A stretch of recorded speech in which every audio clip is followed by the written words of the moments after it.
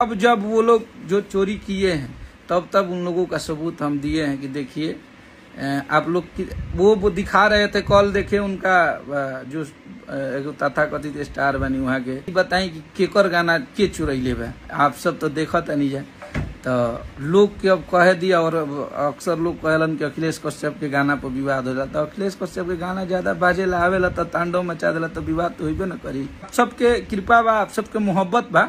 और ये हम चैट के आप सबके फेसबुक पे भी डाल देता नहीं, आप सब देख ले हो जाए। और अन्यथा जो भी हमारे भाई रहे कि आपके पास क्या सबूत है तो हम सबूत आप लोग को दिखा दिए।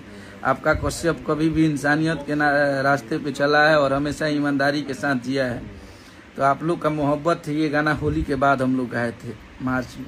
तो आप लोग बस ऐसे ही आप अपने हिट मशीन पे आशीर्वाद प्यार बनाए रखिए। आप लोग ऐसे ही मेरे हरदी गाने को उन लोगों ने गा दिया, ऑडियो छोड़ दिया, बाद में शूटिंग किए लोग, उसके बाद बोलने लगे कि हरदी केहू के बाप के ह।